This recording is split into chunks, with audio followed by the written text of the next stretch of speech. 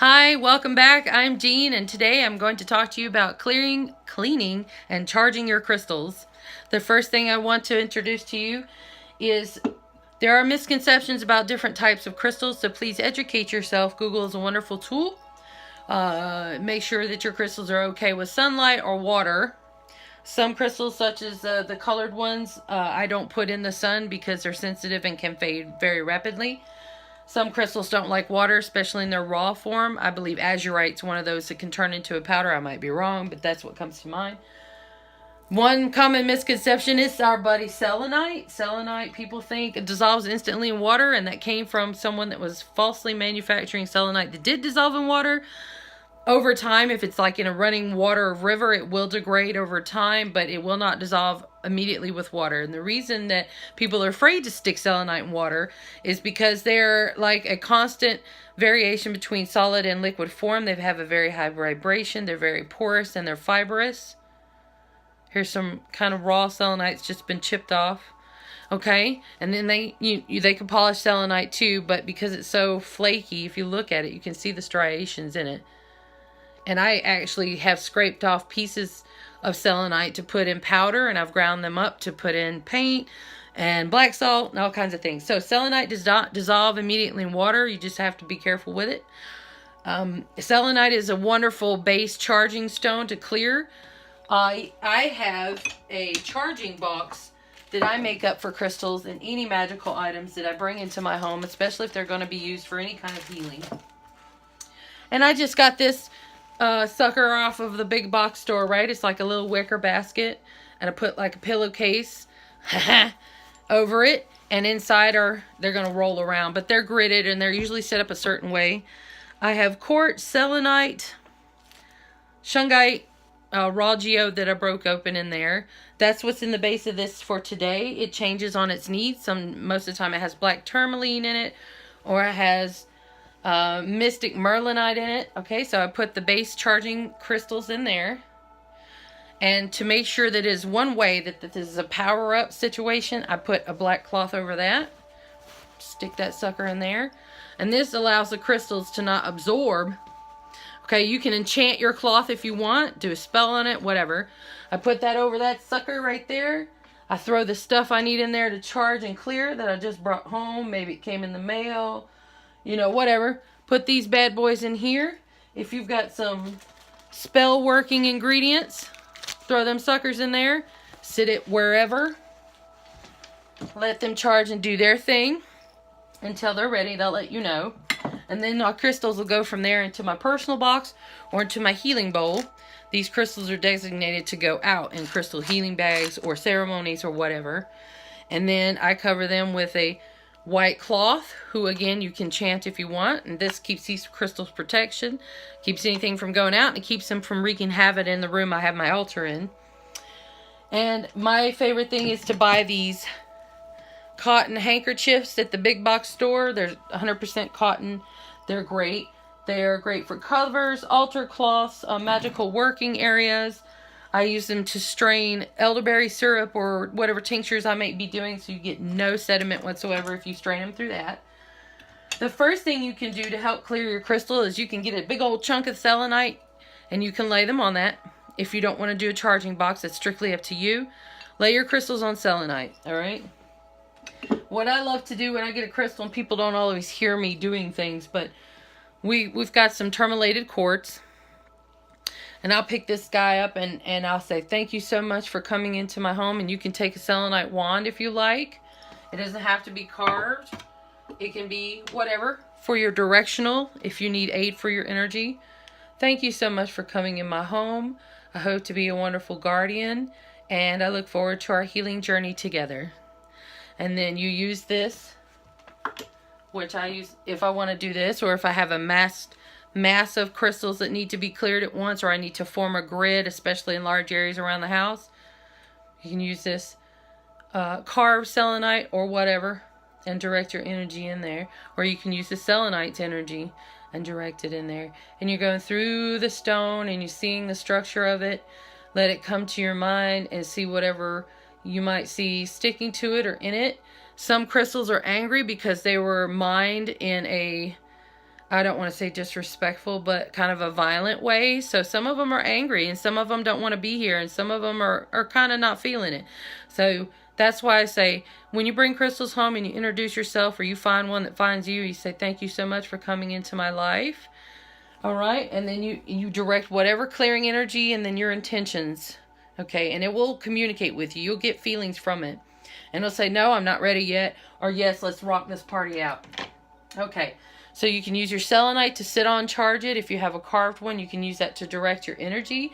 If you set up a crystal grid, you can use it to connect the grid together to the main stone. Okay, so we got that one. Flame. I have a little candle here. You can take your crystal. Let's use a big one so you guys can see what I'm doing. You can take your crystal, talk to it, hold it, pass it over the flame. All of your connections, your negativity are gone. You're now happy, healthy, and whole. Thank you for coming into my life. I hope to be a worthy custodian for you. Okay? Then, well, let's do pyrite. You see the pyrite? All right. This one out. Another way you can do it is you can smoke, sage, smudge, whatever you want to call it. Pick your herb that you've already put in your crystal box. And that's something I do need to emphasize with you guys. Anything that comes to your home that's a magical working or a healing tool, please clear it. This is acting goofy right here. I shouldn't have pulled it forward. Yeah. Make sure you clear all of your magical workings before you put them in the altar space or in your home where you think they should go. Talk to them first, even if it's sage, okay? Because whoever wrapped this sage might have had a bad day and they could have stuck their energies on there. Not on purpose, not hopefully willingly. So I'm using California white sage. There's many things you can choose to burn. Frankincense, Palo Santo. There's things going on about the white sage and the Palo Santo being endangered. Research that if you want to be ethical as well. This is stuff I already had, and actually the white sage is pretty abundant and it grows pretty fast, so we're not really having that problem with this.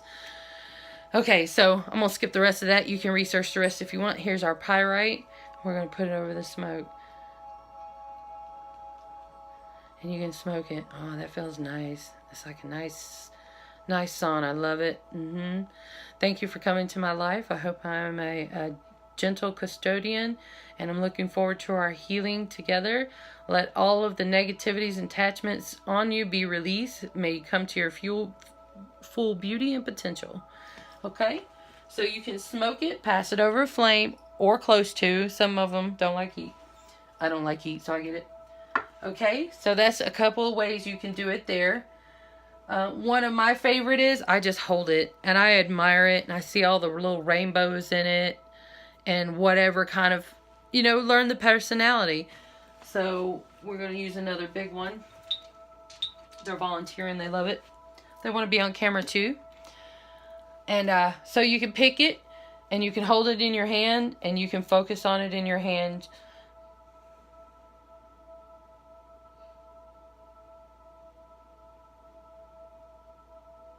Or you can put it up to your third eye.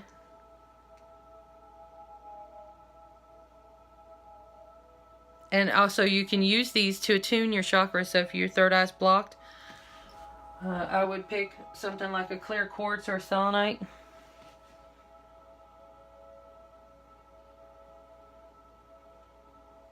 And to clear and cleanse your crystal, this is a great way to look inside of it with your third eye. Like that, alright? So we got fire, smoke, we got selenite, we have just holding it, praying over it, meditating with it in your hand. Use it on your third eye. My favorite, and I have crystal, I wouldn't call wind chimes, but crystals that hang and they dance. When I do any kind of energy with them, you can direct your energy straight to the crystal. Like let it sit. If it's a big stone, you can direct it to the crystal itself and have like a conversation this way. Okay, here's my favorite sound. All right, which one you wanted? Okay, down here. All right, one of you guys down here. Ooh, yeah. Okay, we got some of that. So, use sound bells, brass bells especially are wonderful.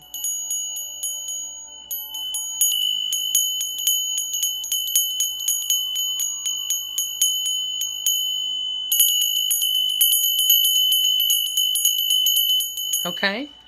You can use bells, you can use drums, shakers.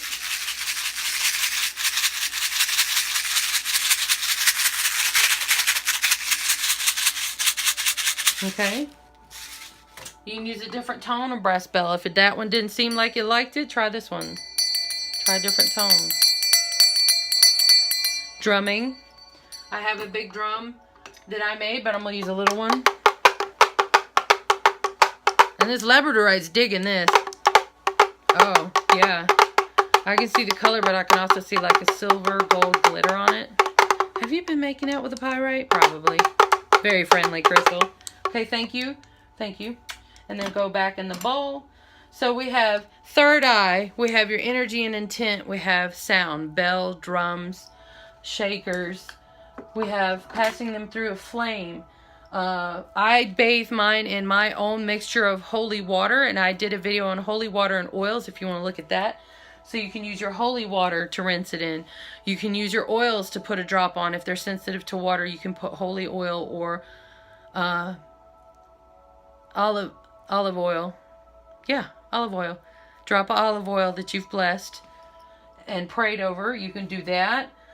You can do scented oils, like if it's rose quartz, I have rose oil. You can put oils on there, smoke, sound. If you're not confident in any of this, you can pick yourself a megahertz video on YouTube. Who's going to volunteer for this one? Okay, Bloodstone, okay. Sit them on this, okay. Have that music emanating from whatever power source you're using. You sit them on there. They love music too. So find music that you feel is soothing, that might resonate with this crystal, and you can sit it on there and let it play. I think that covers pretty much all of it. So we got your fire, we got your water, we got your air, you have your sound, your spirit, which would be you praying over it or directing energy into it. Oh, black salt. There's a video on how to make your own black salt. It is not just dyed salt, okay? Black salt, real black salt means it has been made, okay? Oh, so I can't stand it when I see colored salt and people think that's the stuff, but that ain't it. Black salt, you can sprinkle that on if you want to make your own. Look for the video below. All right, I think I covered all of that. So I also wanted to let you know that crystals have their own vibrational frequency. They're actually spirit. These have parts of Mother Earth's spirit in there. Okay, so when you get it and you bring it home and it picks you out, because usually the crystals come to us and pick us out. You say, well, thank you. It's nice to meet you. I'm Jean. Your name is Rosie. Great, Rosie. Nice to meet you. Etc. and so on. Welcome to my home. You're going to have a great place. We love you here. We appreciate you. I hope we have a wonderful healing journey together. And then you can, that's usually all it takes. Honestly, most of them are, some of them did not come to you in a nice way. They probably were ripped from the earth in a not so nice way. So you can soothe them from that and say, I'm sorry for your trauma of your birth, but we're here together now. And I just admire it. I just love crystals. I love looking at them, talking to them, touching them, whatever. So there you go. Your personal energy and intent, sound, smoke, water, if they're safe for water, because I love rinsing mine in water. They all get a bath eventually. Now, if one of your crystals take off or move, that's fine. That just means you're not just supposed to use it then. It went to serve someone else, or your time with them is finished. So don't freak out, because they will move, and they will move away on their own, or they'll just completely disappear and turn up somewhere else.